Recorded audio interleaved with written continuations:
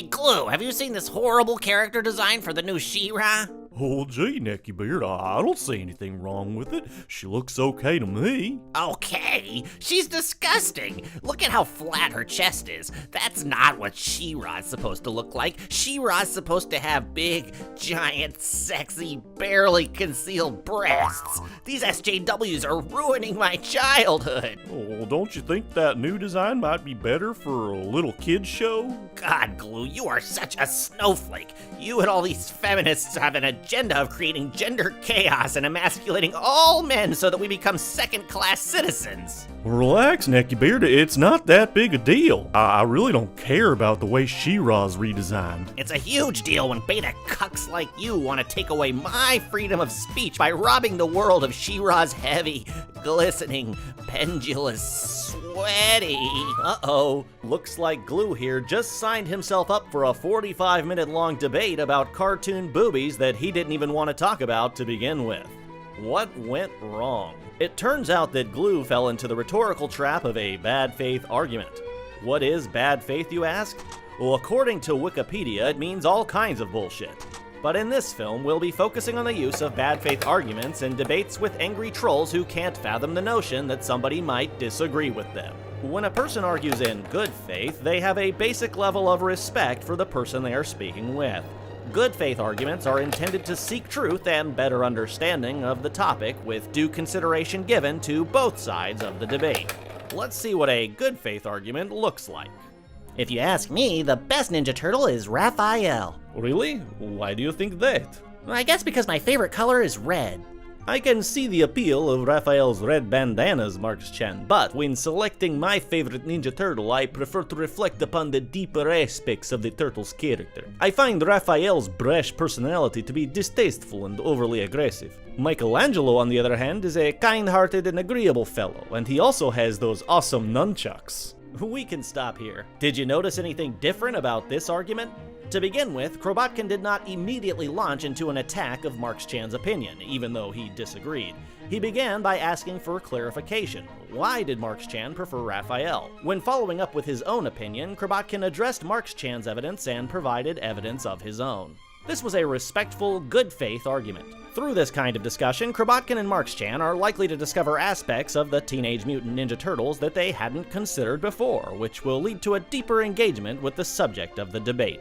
Now that we know what a good faith argument looks like, let's see what this same argument would look like in bad faith. Hey, Glue, who's your favorite Ninja Turtle? I like that Donatello. Donatello? He's the worst Ninja Turtle. His weapon is a stupid stick, and he wears purple bandanas. The only people who like the color purple are women and...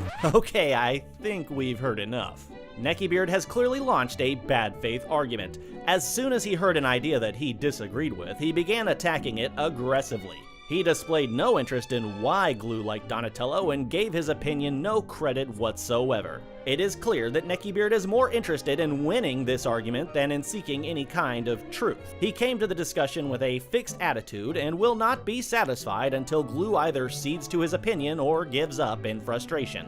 So what should Glue do next? Let's see what happens if he decides to defend himself and his ideas. And that's why Donatello's the worst and Raphael is the best. Well, it's fine to me if Raphael is your favorite Ninja Turtle, Neckbeard, but I still like Donatello. In the NES game, Donatello has the best weapon. If you can't play the NES game with Raphael, then that just means you suck at gaming, Glue. Stop whining and get good. Well, I'm not whining. I like Donatello. He does machines. Does machines? Why don't you look at this exhaustive list of every time one of Donatello's machines broke down in the comic books, both cartoon series, and every feature film that I just pulled up on Google, and then tell me how good Donatello is at doing machines. Poor Glue. He's in for a long night of disputing a bunch of crap that Neckbeard pulls off of Google. What could he have done differently to avoid this nasty fate? The answer is easy if you remember one simple acronym: IDGAF. IDGAF is a foolproof method for dealing with anyone who argues in bad faith. Let's break it down. I stands for identifying the bad faith argument. Look for telltale signs that your debate opponent is arguing from a position of bad faith. For example, your opponent seems completely fixed in their position with no willingness to examine a differing perspective. It is a simple, basic fact that Donatello is the worst Ninja Turtle. Your opponent seems to have absolutely no respect for you on a personal level. They act dismissive and hurl frequent insults. And anyone who thinks otherwise is a beta cuck. You have to be a total moron to think that Donatello is anything but the worst of all Ninja Turtles. Your opponent seems far more concerned with winning the argument than determining the truth. Why can't you just admit that Donatello is the worst Ninja Turtle, Glue? Everybody knows it. You're just making yourself look like a total fool by saying otherwise. Your opponent parrots a bunch of token, cliche statements that only have a superficial connection to the conversation at hand. SJWs like you are ruining Ninja Turtles. Sorry this isn't one of your safe spaces where everybody has to agree with all of your snowflake opinions. Donatello is just another example of cultural Marxism. Now that we have identified a bad faith argument troll, it's time for step 2, disengage. Stop talking to the troll immediately. Don't waste your time. Inform your opponent that you don't engage in bad faith arguments and end the discussion abruptly. This argument is in bad faith, Neckybeard, so I'm going to go now. Goodbye. The troll will likely consider this a victory. Yeah, you just know you can't defeat my superior intellect. You know I'm right and you're wrong. I win again. And that's okay. Remember that your precious, fleeting time on this earth is far too valuable for you to waste your life arguing about unimportant drivel with pedantic shitheads. Now you're ready for steps 3 through 5. Go do literally anything else. Avoid this person for the rest of your life and forget they exist. Bad faith trolls get off on having long, rambling, abusive arguments. They seek to win in debates at all costs because when they have these meaningless victories, it's the closest their cold black hearts will ever come to actually feeling anything. This should stave off my overwhelming sense of self-loathing for at least another 15 minutes. Cut these people out of your life. Block them on social media, stop hanging out with them, just avoid them to whatever extent you can, and do your best to forget that they are alive. You'll be glad you did. Well, I thought I smelled carrots. Oh, hi there, Glue. I was just wrapping up. Have a nice day.